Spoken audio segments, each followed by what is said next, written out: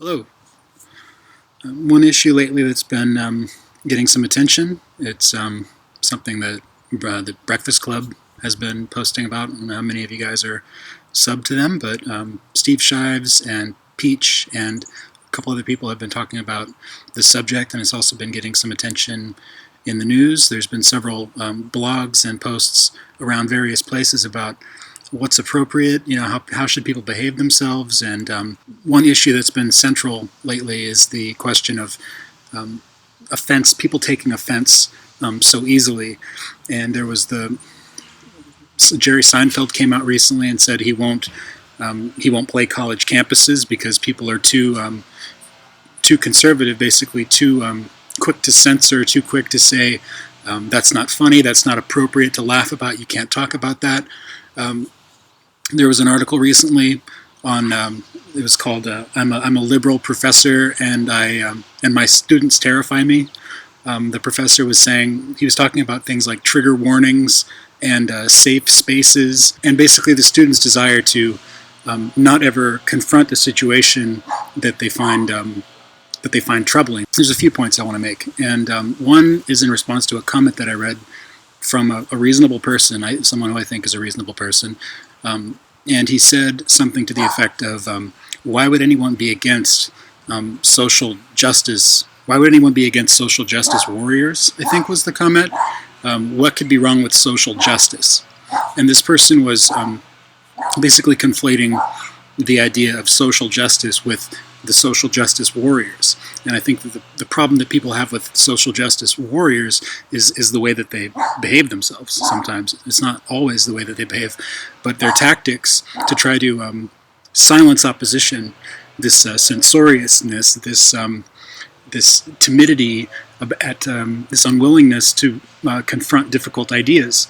They seem to sometimes not want to have difficult discussions. They want to just shut them down from the outset and label people who don't think like them as whatever, as bigots, as whichever, sexist, racists, homophobes. Anyone who thinks differently is automatically branded in a way that is their persona non grata. They are their problems.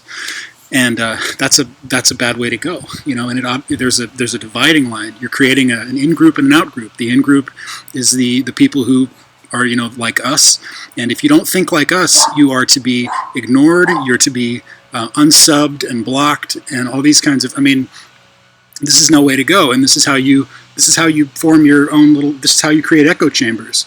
Is you decide which views are acceptable and which are not, and then you shut out everything that could ever challenge your current view of the world. So there's the question of tactics, right? How to go about it. But what is it that they're actually doing? Why are they doing this?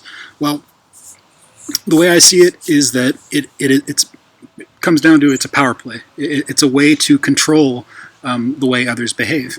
When people say, I am offended, online, or really anywhere, they're not just saying it to say it. They're saying it because what they mean usually is, I don't like that you've made me feel this way, and because you've made me feel this way, you should not have said the thing you said, right? So the I am offended comment becomes not really about me, it becomes about you. What it ends up meaning is you shouldn't have done the thing you did. It's my way of telling you need to change your behavior because I don't like it. It offended me. It made me feel offense, right? And so when people hear that critique, when they hear, that something that they said was offensive and that the person telling them that they're offended needs to change, many people are resistant to being controlled because they don't want everybody else on the internet telling them what to do. And I think that's understandable. But this problem arises from the fact that in normal social situations, we can use other means to communicate with each other. We can use eye contact. We can use nonverbal communication, body language. We can. If you're at a party and if somebody's being a jerk, you can kick them out of the party, or you can. People give them the cold shoulder. People treat them badly because they're running their mouth and behaving like an idiot, right? If somebody's going around in real life at a dinner party, making a bunch of racist or sexist or homophobic types of comments, there are immediate social consequences. Where online, people can run their mouths on Twitter or wherever, and for the most part, it's fine. And so people need to find a way to modulate the behavior of other people to try to make the world fit the way that they think that it should be. So offense taking is one of those means of social control. It's a way to control the people around you. But then the question becomes, when should you allow yourself to listen to that criticism, and when should you push back? And I think that that's something that everybody will just have to ask themselves. It's different in every situation. But you definitely shouldn't just, I don't think you should just, the instant somebody says they're offended, say, oh my gosh, I'm wrong about everything. There are times when offensive things need to be said, but there are many times that offensive things are said needlessly, just to be cruel, just to be sexist or racist or homophobic or bigoted in some other way, right? So, and many offensive things that people say are accidental. They're not trying to be offensive. They say something that, anything could be offensive to someone. And one other thing that gets said, which is true, it's difficult sometimes, but that you can't, I can't tell someone else what they're allowed to be offended by. So if somebody else is offended by something I've said, am I allowed to tell them that they can't be offended? But then this also creates a problem of well, then could anything potentially that I say be considered offensive? And then if being offended is a way to shut down conversation, then can people just use that as a way to shut me up at any time?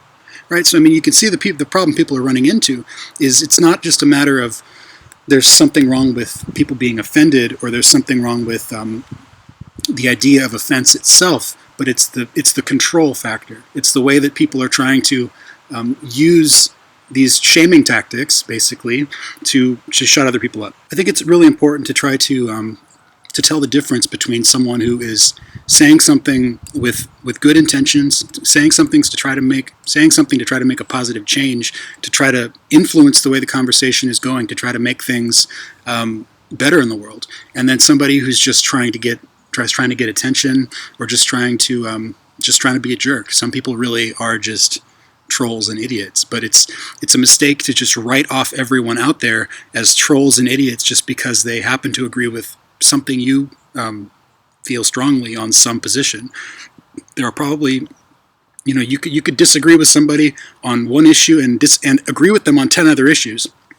So when you're going to just unsub and block and all this kind of stuff, that people just jump the gun and get rid of everybody that agrees with them on one issue, well, what about everything else? What about building bridges? What about making connections with people who feel differently? And if we feel the same on 10 or 12 or 20 different issues and we disagree on one or two, then how is that reason to just cut off conversation between us? So, we're failing pretty badly when it comes to this, and hopefully in the future it'll get better. So I'll link a couple of those Breakfast Club videos. This is a semi-response video. It's not exactly a response to them, but it's the same subject matter. So check them out. Let me know what you think. And please let me know in the comments what you think. I really want to hear what you guys think about this issue. So thanks a lot.